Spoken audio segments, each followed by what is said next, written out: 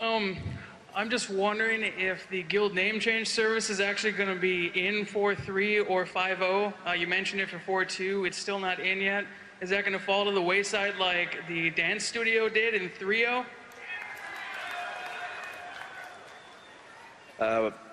One of these days, we're going to unleash Dance Studio on the world, and it is going to take over the entirety of World of Warcraft, and it is going to be awesome.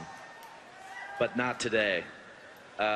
We are releasing a lot of the guild services terrifyingly soon. I will say in less than 2 weeks, we will be releasing all the guild services. We didn't want to do it prior to BlizzCon, but we're going to be doing it really quick. Thank you. Thank you.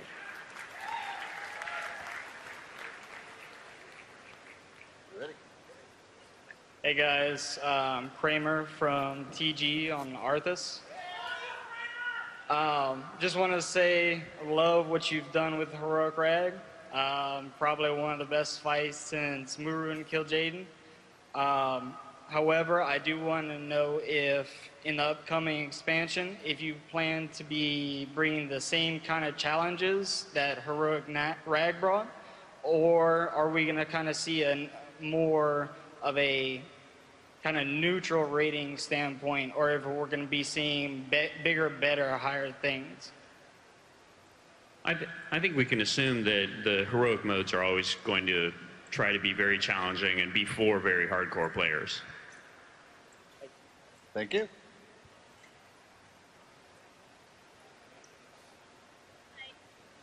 Hi, I'm Planet from Infallible. I have a question about healers. Your design in Mist of Pandoria. Are you planning to bring more healers into 25 main raids? Because there is a new healing class as a monk healer, and 25-man guilds will usually have 2 people per class. So I was wondering if you're going to design your raids to bring more healers into Mist of Pandoria raids. I don't think we'll change the number of healers we expect players to bring. It just, we'll see a little more variety. Some groups will have a monk healer and some won't, the same way some groups have a paladin tank and some groups have a feral druid tank. Thank you.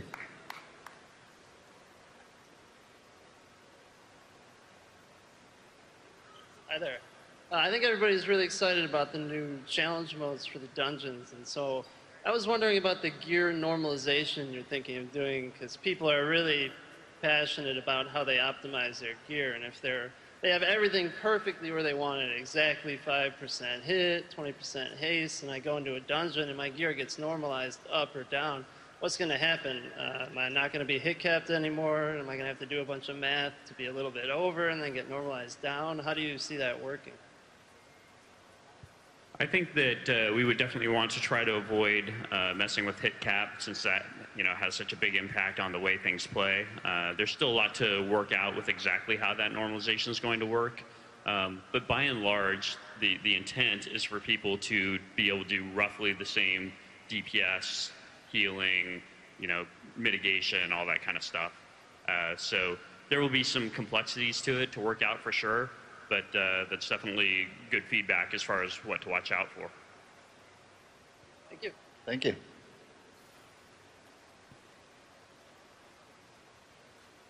Hello.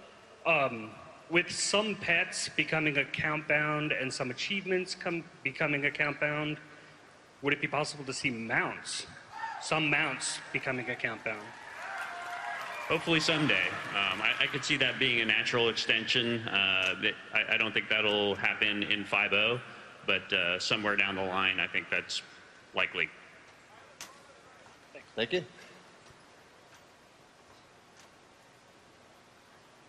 Hi, my question is, as a parent, I love my authenticator because when the kids are grounded, I just take it away. But that doesn't work anymore. Can I have that back? Or an option to turn on my authenticator needed every single time? Yes. Soon. Yeah, that is something we're actively working on. Trademark.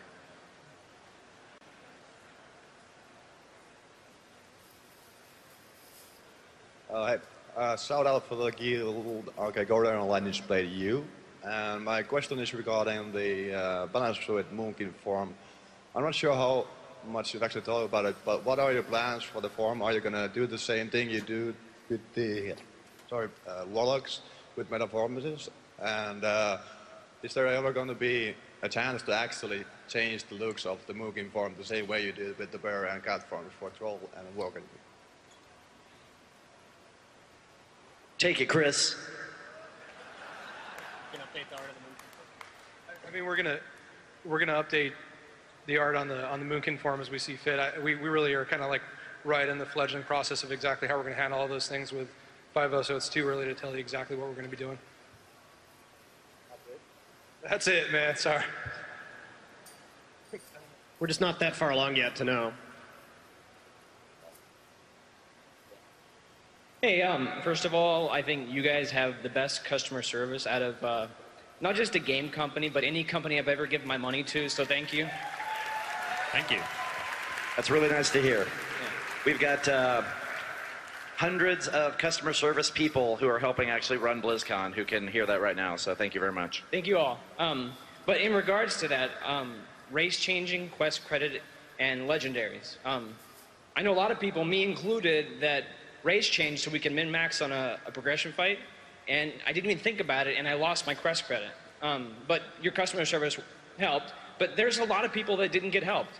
And trying to recruit casters right now is really hard because most of the ones you want to recruit are on a part of the quest. And they're going to race change or faction change, and they'll lose everything. So what is your policy ideas about that? Just your thoughts on it. I would like to create a whitelist of quests that don't get dropped when you race change. That way they carry over. We'd have to look into how feasible that is, but that's definitely something that I would want to do.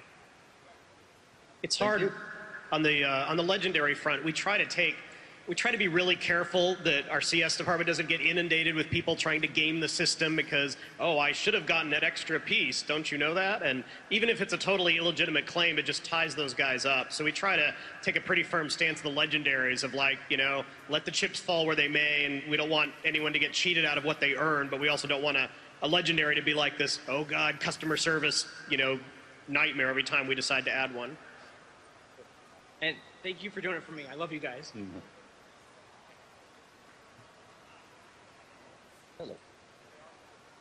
Okay, so in the future, are you guys ever going to make BOA items actually BattleNet wide? go across servers? Yeah. Sorry, I didn't catch the last part. Oh,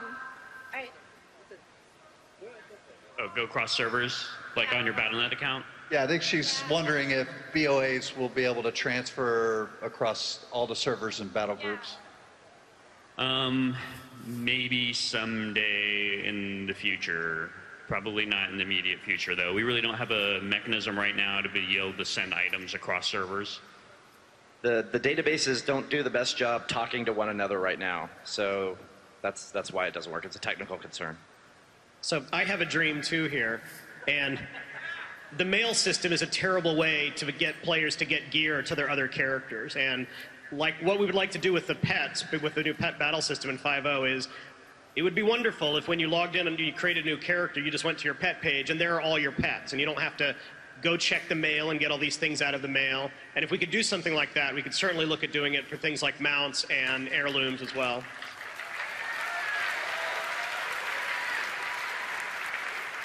Thank you on her behalf. Such a dreamer. It's a good dream. All right, so with the past few patches, we've seen the emergence of two-button classes, like Swipe 30K Druid tanks and 1112, 1112 Arcane Mages, also getting top of the DPS charts. Wasn't the response I was expecting. With the introduction of your Monk, which resembles a rogue in all attempts, and the fact that you can now build it from the ground up with a new expansion, what are you looking at as far as making this Monk class not overpowered like a Feral Druid or an Arcane Mage, or completely suck like a Ret Pally or a Blood DK?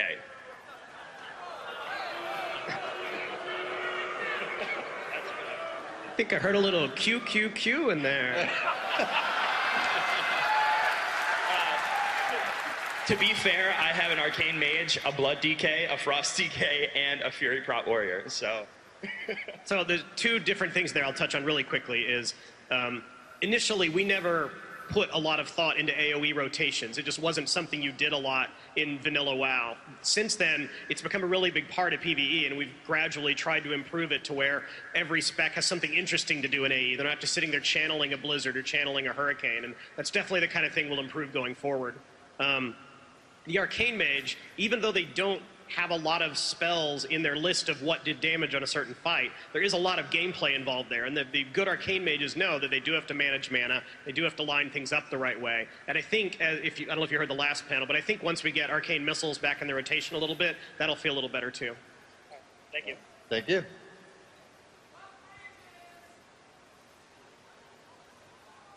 Okay, so I just wanted to say, whoever the Whovian was that came up with the name for Mage Tier 13, I love you.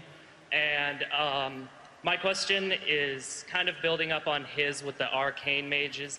Do you ever plan on like altering spells or maybe adding a new spell that gives us a dot? Because I don't really like just throwing up Arcane Blast, oh, there's the slow, and I just keep spamming Arcane Blast, oh, time for Arcane Missiles. Do you ever plan on like adding a dot and maybe nerfing Arcane Blast a little bit?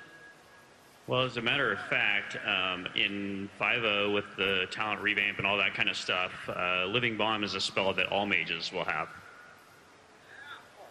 All right. Thank you. I love the Tier 13 set too. It was a really fun collaboration between the designers and the artists. We suggested that we try to theme all of those sets after one of the new spells that everyone got in Cataclysm, and so the Time Lord Regalia totally made sense there. And then the artist just went crazy on the stuff, which was a lot of fun because we were getting a lot of feedback from the time from players like, oh, clearly with transmogrification now the art team's just going to phone it in because they can use old art. And I think, you know, our artists really kicked ass and showed in both PvE and PvP that's just not the case. You mean we can't just phone it in anymore? Lazy Blizzard artists, we hate you. Hi guys. With the reveal that the wand slot or the range slot is going away and wands are going main hand, does that mean that enchanters will in the future be able to make sweet new epic wands instead of the crappy low level ones we can do now? Definitely. Short and sweet. It's a good idea.